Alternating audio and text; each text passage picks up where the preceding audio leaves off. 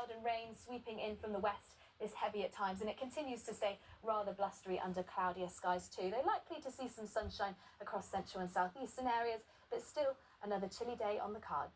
Yeah, this is Rent's Newsroom. We're talking about foxes. You've got to stay tuned. We've got an amazing fox story coming up in just a minute. But this morning, farmers are in Scotland protesting outside Scottish Parliament. They want more funding in the budget next week. TV News Scotland reporter Tony Maguire joins us now from Edinburgh. Tony. Hello, good morning. Well, I am indeed outside the Scottish Parliament in Edinburgh. And today is a real bumper day for the Parliament.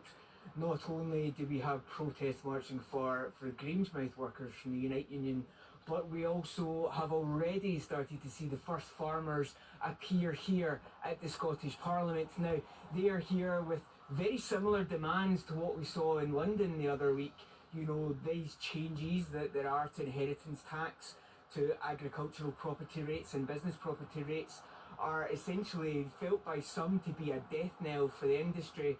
Behind me you can see this tractor here with a banner in the front that says "Food needs farmers," and that is very much the sentiment that's shared by a few people here today. And already, of course, we're seeing that huge upswell of public support. A lot of questions being raised on these decisions from Rachel Reeve with her budget already this year. Now, around 11:30 today, we're expecting this entire plaza in front of the Parliament to be filled by protesters, and we're going to hear a lot of speeches, not only from the outgoing chairman of the NFU Scotland, but from other people involved in the farming and agricultural communities as well. But of course, Scotland has its own particular issue in relation to these changes, and that's that the money that used to be ring-fenced for Scottish agriculture, well, that is now going to be put in with the Barnett consequentials pot, and farmers are going to have to fight for every penny. All right, well, thanks, Tony. It's a theme across the country, that, isn't it, Tony? Protests are also taking place in Dover. Farmers, about 150 tractors, went down to the coast yesterday. Let's talk to the organiser at Fairness for Farmers, Matt Cullen. Morning, Matt. Just first of all, tell us what happened yesterday with amazing pictures online of these tractors making their way down to Dover. Good morning to you both. Yes, so after a lot of discussion with Fairness for Farmers, we need to keep the pressure on the government and we've got to keep it up. So it was a warning to the government yesterday that things will escalate. So we all got together, over 100 tractors easily. I lost count in the end, as you've seen the footage, and we left from a local farm and we all went down there to basically show that things can escalate to one of the busiest ports in the country at Dover. And did you cause any disruption, Matt, with the traffic? Were you getting a good reaction from the public who would see you? There was lots of disruption caused, but there was mass support from the public, and the freight lorry drivers were all supportive of us down there. You know, there was no one angry, there was no one upset, and I would say the support for farmers has grown very, very rapidly now. Matt, when you talk about escalation, how do you think this dispute could escalate if there is no movement from the government? I think farmers, look, are broken now. The last straw has broke the camel's back, and I think it will start seriously escalating more and more. Yes, it's great that the Prime Minister accepted Tom Bradshaw to go and have a meeting with him on Tuesday. That's the head of the National Farmers Union. Farmers Union, yeah, and that's great. But, you know, we've got to see action and we've got to see things change. And there's a whole complex of things. It's not just inheritance tax. It's various things of the veterinary agreement that they promised that's never done. Obviously, supermarkets and buyers have been really doing farmers over for quite a long time now, and we've been suffering on prices. So there's a whole bunch of things that need sorting out, and I'm afraid farmers have had enough. And it's time that we all stand up together and we all fight back for what we truly believe. And we're doing this because we want to put food on the plate for people.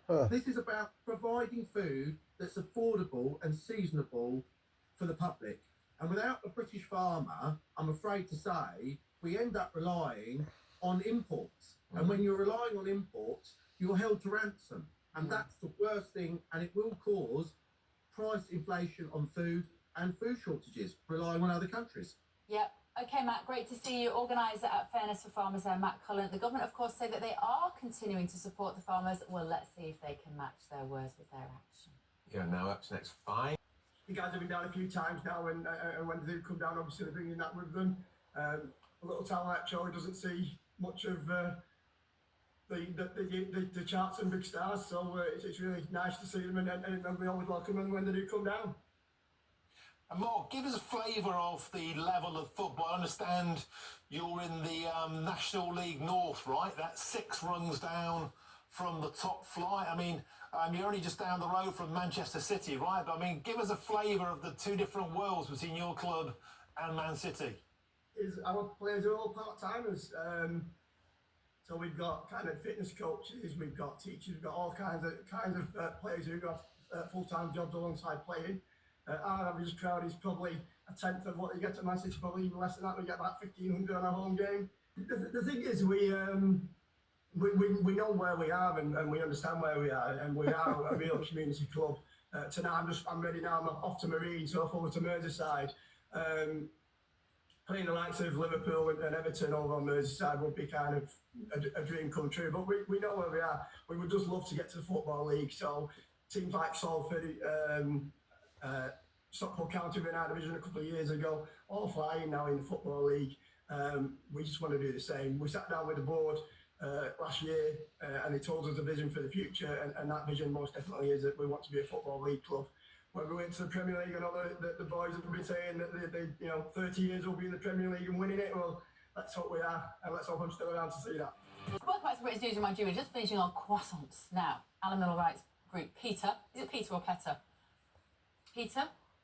We'll call it. We don't know, either way. Yeah. They've been accused of undermining real issues after asking a pub in Birmingham to change its name from the Sly Old Fox, claiming it is offensive to foxes. Do you think foxes are offended? Oh, I think they probably everyone's offended now.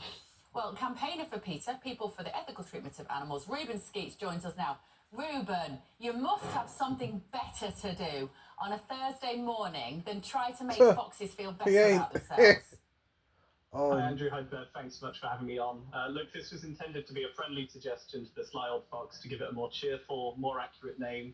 It's a light-hearted suggestion that's inspired by serious research which indicates that using more positive or complimentary language around other animals can actually increase our emotional response to them. So given how persecuted foxes are, why wouldn't our institutions consider helping them with a simple rebrand? The fact is that the clever old fox is certainly more in line with who these animals truly are and can actually inspire more respect for animals, which I Reuben, how are foxes persecuted? Who persecutes them? Well, look, I volunteer at a rescue with 2 foxes every week, so I know firsthand how sensitive and intelligent they are. But in the UK, they are chased through the countryside, they are trapped, poisoned, shot and starved. In some countries, they're still farmed and even skinned alive for their fur. So clearly they need all the help they can get. And one way we can help them is by using more complimentary language. For instance, highlighting their intelligence. Sorry, foxes are They're horrible. horrible, Reuben. They come in my garden, they make terrible smells, they attack my cats, they are appalling, and I have to take a broom handle to them, I have to tell you. So you're probably going to report me to the RSPCA. Look, I think you're absolutely missing the point. If we have the option to use language which is kinder, more respectful and actually more accurate towards living beings, then why wouldn't we? These foxes have just the same sense of sensitivity, fear, stress, pain as your cats do. So if we can treat them in a more respectful way, I think most people would agree that's a good thing. Reuben, we're struggling to take this seriously. Reuben, they poo on my doorstep nearly every morning. I open the door and they manage to get a poo right where we stand or we walk out of the door. They have a skill for it. Everyone I talk to. And they dig my bulbs up. They dig Andrew's bulbs up. We don't like them, particularly in the urban area. They go through the bins. They cause absolute chaos. I don't really want them to be hit regularly with a broom handle. But encouraging a pub to change its name to make us feel better about foxes is not going to work. But look, harmful language is actually part of the reason why we find it easier to abuse some animals more than others. In the case of foxes, it's incredibly clear to see how labeling them as disgusting pests, vermin, they are disgusting, has resulted in them being hunted, culled and killed in horrible ways often. all animals deserve to be treated with respect and compassion, and foxes deserve to be able to live free from human harm. Let me tell you, the book of my childhood, Roald Dahl, Fantastic Mr. Fox. I was told foxes were fantastic. I still hate them, and I hate the fact that they go through my bins and poo on my doorstep every morning. So you can use all the language you like around them, but they're a menace. Well, look, you as journalists will recognise that language is important. It does frame our view of the world. It does impact how we treat others. We're not the PC police. We're not calling for a ban on anything or a boycott. We're simply and politely suggesting that people and institutions reflect on the language we use to describe other animals. How has the pub responded? To describe them affects our perception and our treatment of them.